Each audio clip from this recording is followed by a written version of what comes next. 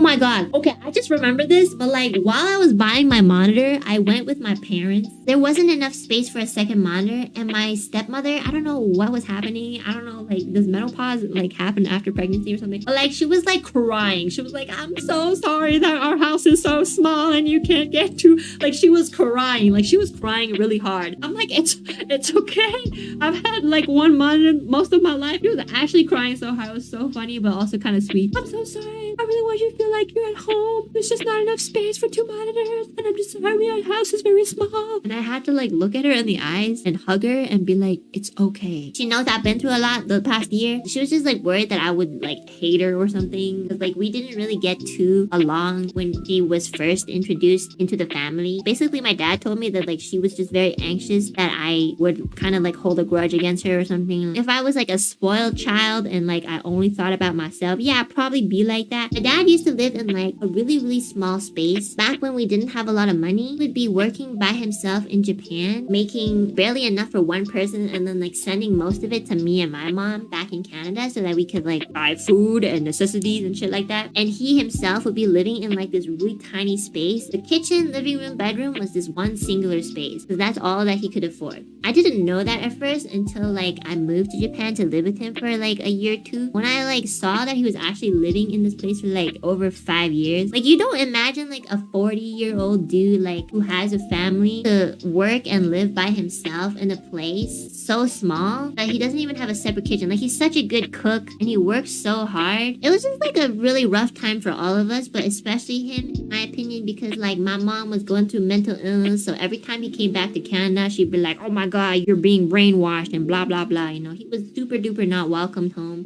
It was miserable, but he didn't think about that. He thought about, how do I provide for my child? I actually told my dad, like, okay, mom is really sick. More than that, she's sick, but she's treating you really badly.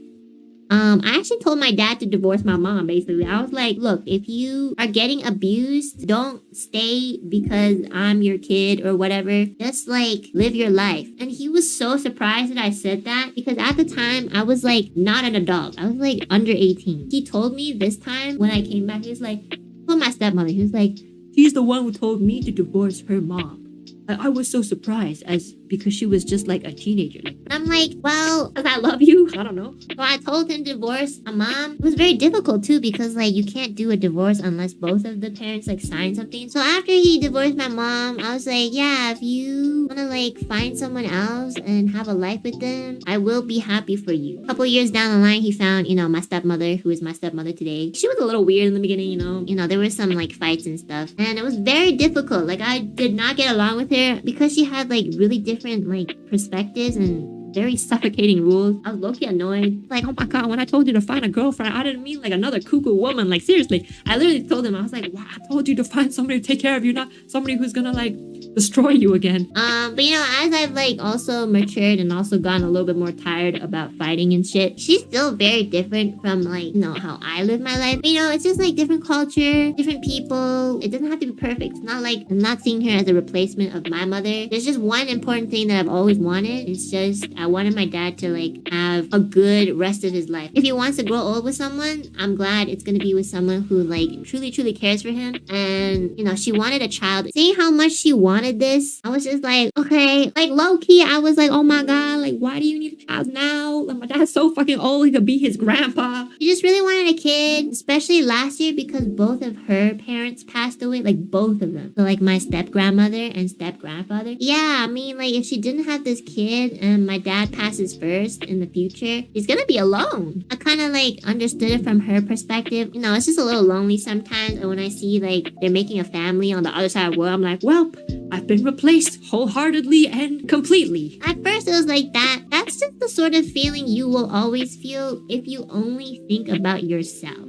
But then I started thinking like, well, what did you want for your dad in the first place? You want him to live in a nice home, and you want someone to take care of him. And you told him that's what you wanted. Because for me, I'm still very young. So most likely, I will probably, hopefully, be able to make a family of my own one day. Before my stepmother and my dad, it'll be a little bit harder. It's going to be more challenging. And I'm not going to tell you guys that like I was like this from day one. It took me me like years, okay? I did not like my stepmom for like the majority of my life. I was like, bro, this woman as cuckoo as my mom. Like, what the fuck? Are you into cuckoo women, dad? But he really does take care of my father, and that's all I can ask for. So, and you know, I'm like getting to the point in my age where like I could be low-key starting my own family. You know, I'm still looking at hopefully that happens. If I ever have a kid, I hope they are as considerate and open-minded as I am. So I hope whatever baby I fucking like shit out, they'll also do the same for me. I swear to God, if my baby is the devil, I'll be like, oh my God, I hate myself.